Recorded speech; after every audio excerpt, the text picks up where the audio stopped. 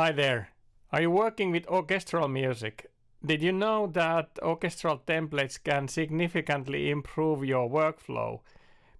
Next, we will dive into Logic Pro X and see 3 different ways of creating these orchestral templates, some tips and tricks regarding on it. So let's get going with Logic Pro X. So firstly, in orchestral templates, we will look the most simplest way to do a template using an instrument for each and every track. And that's what I have done with BBC strings.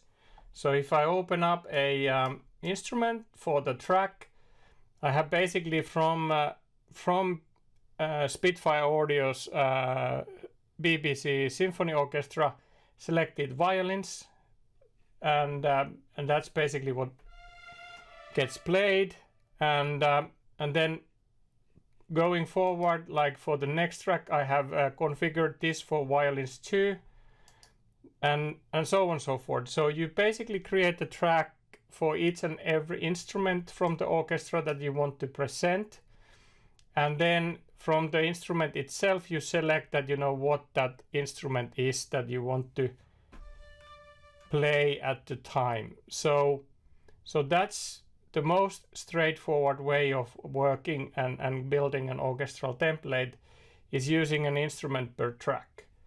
That is of course one thing regarding on the memory and CPU usage, so that when you replicate the number of instruments, it starts to kind of eat up your memory and eat up your CPU as well. But then you have actually opportunity also to do interesting things in Logic Pro X. For example, if you would not use violins at all in your composition, you could basically go here and in track headers. So when you right click on a track, you can go to track header components, and then from here you actually find on off. And what this helps you to do is that you can basically off everything from the stack of instruments. So if I'm not gonna use violins at all, I can just switch them off. Or if I'm not using violins too or cellis, I can switch the track off, so it doesn't consume any memory, nor it does consume no RAM. So this is way to in Logic Pro X you can actually build extensive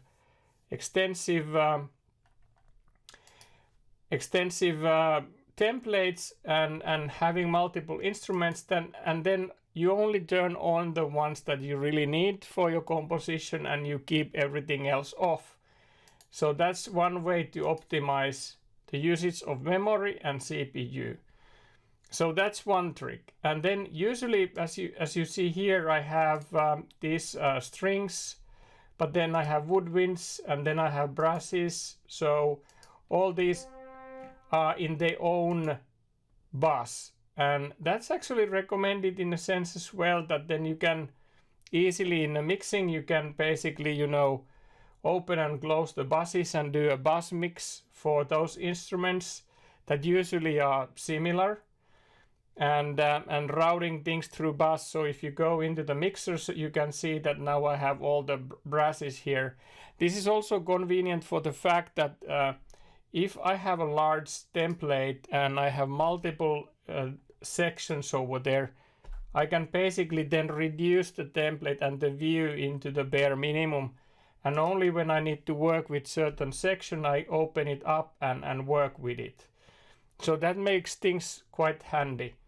And then of course here you have few options to do it. So in Logic Pro X you basically go and select all the tracks, and then you can right click. There are shortcuts for this as well, so that you can use a shortcut, a shift option and D to create a stack track, and basically with this track stack you can do a folder when it doesn't sum the audio, but it basically helps you in arrangement, or then a summing which will also sum the audio.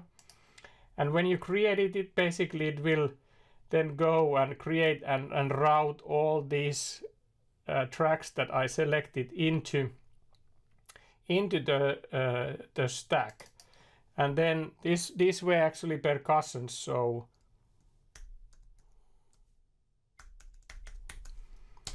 this is one way of doing and organizing your orchestral template, having multiple tracks grouped into sections and then put them into folder. Then if you don't use those, you can, as I showed, you can on off everything, so it doesn't use RAM, it doesn't use a memory, and it doesn't use CPU.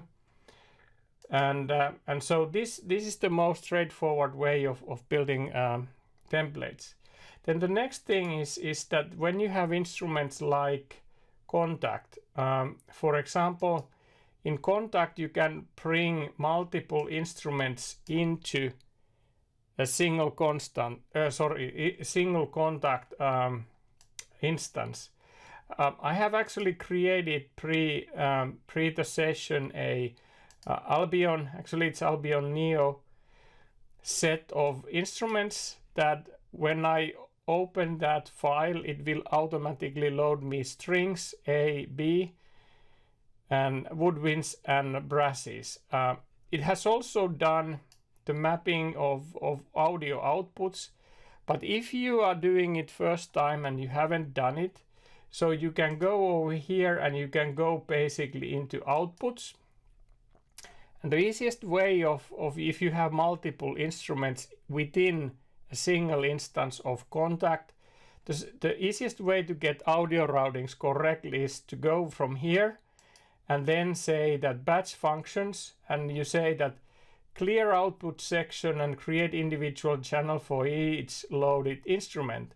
So Kontakt will automatically clean it and create it. So you don't need to do all that mapping at all. And now it also does so that it automatically correctly assigns those outputs to those instruments that are loaded into Kontakt.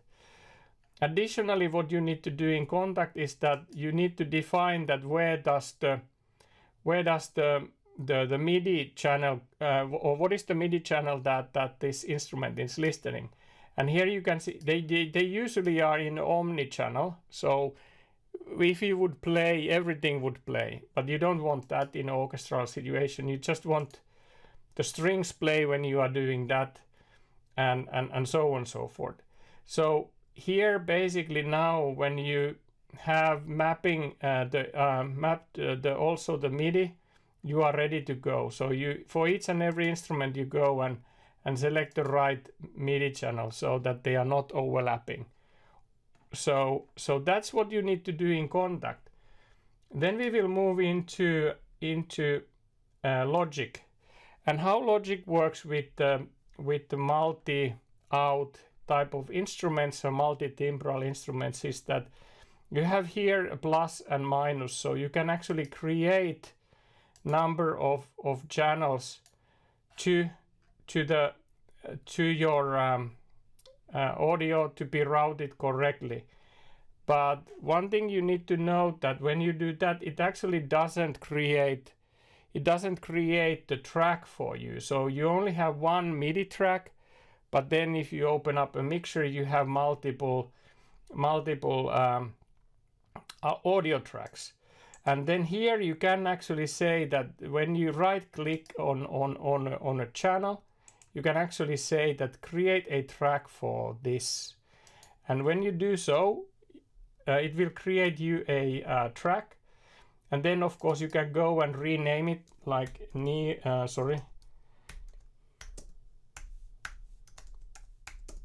Strings 2. And then we will actually go and create the tracks as well for aux channel 6. And then we will do the same for aux channel 7. So now we have all those in place. And then if we open up the instrument, we can see that how they were actually set up in here. Let's close the output section. So I had strings A, B, then I had woodwinds and brass. So now I will go and name the okay, so it was strings A, and this was strings B, and this was woodwinds.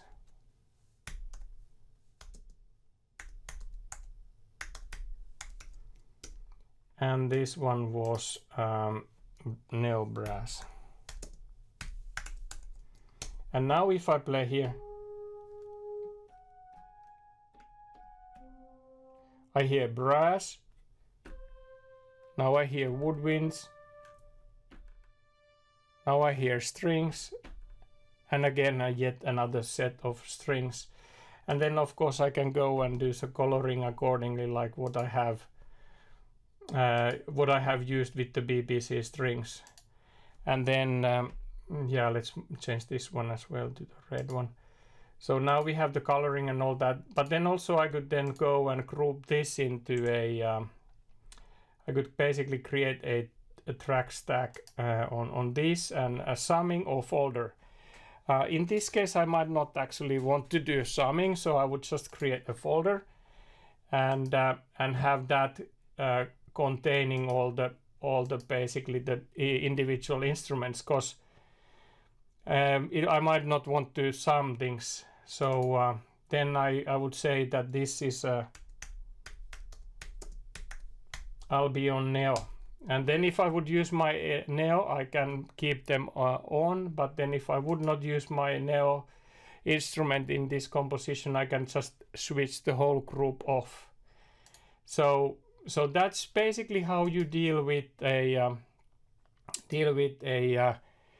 kind of a multi-timbral instrument, where basically you have an ability to have a single instance of Kontakt, load multiple instruments into, and then you want to route the audio and MIDI for each and every individual track. So that was kind of a if this one was the BBC string setup was basic, this was a bit more advanced, and now basically comes the version of Pro. And here I use Vienna Ensemble Pro server, which also offloads the DSP into this instance. So all the processing takes place in a Vienna Ensemble Pro, and only the MIDI and audio gets routed between the Logic Pro X and Vienna Ensemble Pro. So if we look into here now and open up the strings, I have now basically a first session of these here. Similarly, if I would like to now get more out from my Vienna Ensemble Pro, like all the violins, violas, and so on and so forth, I can basically then go and go into the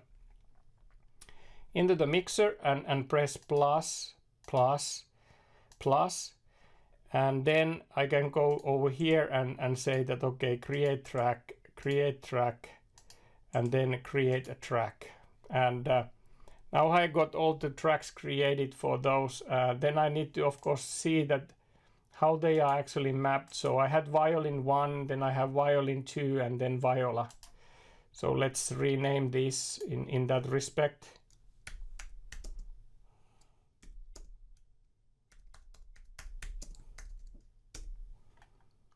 Then I had a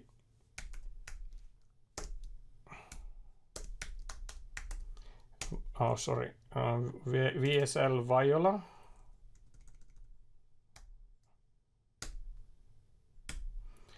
And then what did I had after that? So then was the cello 1 and cello 2. But let's keep this simple as this is a session, so I don't want to prolong it too long. So let's do only a few of these. And I think it was cello 1, I think, yeah. So now if I go over here and play, okay, it doesn't go exactly as planned. So I need to do a bit more mapping here. What I actually need to do is that this actually works same way as Logic Pro X. This works in the same way as it works with the Pro Tools. So I actually go and I go from here and I basically disable this, and I disconnect. Actually, I'll do so. It's much more easier to disconnect. Then what I actually need to do is I need to load another other version of this project so that it is mapped here differently. So I don't want to change this one, but I want to load a new one here. And let's go strings and let's go back here. And then in Vienna Ensemble Pro, when you use it, you of course need to connect to the server. The server can be in your own instance, but it can be also in an external machine. So you can really physically offload the DSP into another machine. So let's see how this goes now. So let's go here.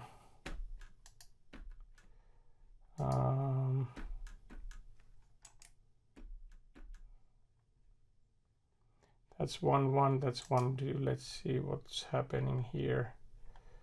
Oh, it's off. That's the reason. Let's bring it on. Okay, now I have violas there.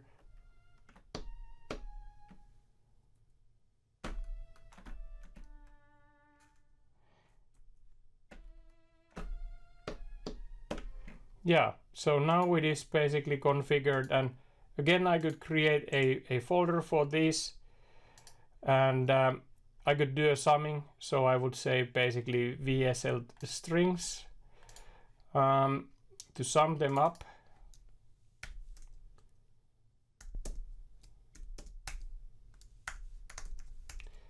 But let's do also so that we'll create a, just as an example, we'll create a woodwind section. So I will go and select the server instance that hosts the woodwinds.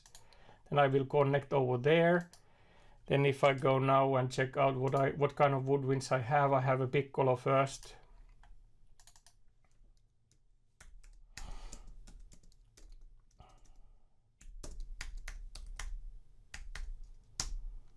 And then now we need to go to the mixer and do this. Sorry, I have a wrong instance. I need to change the instance.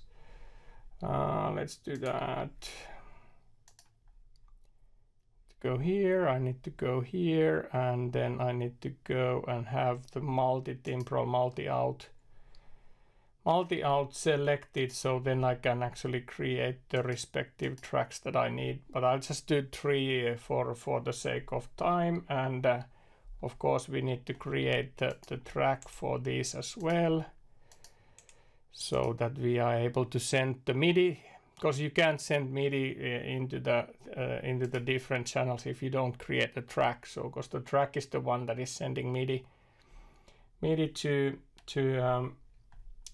the, in this case, to the instrument which is remote. And then let's see what we had here. We had a piccolo, flute. Okay, 2 flutes.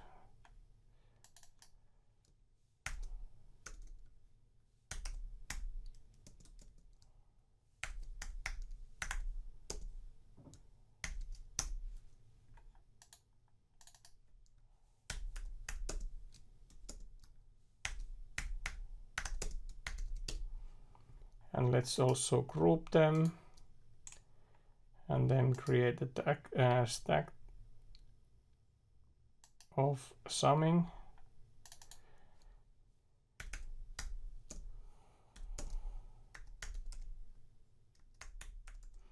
VSL woodwinds, and then also we can color these respectively to the blue one. So yeah, let's do that. So now we have basically the VSL woodwinds and strings. And again, if I go here,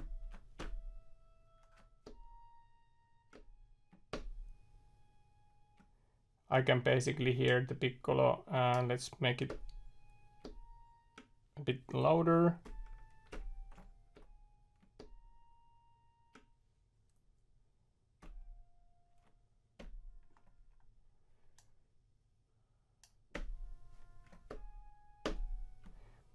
So if we check out now from the VSL point of view, when I play flute over there, you can see that the processing takes actually place in this instance and not in Logic Pro X.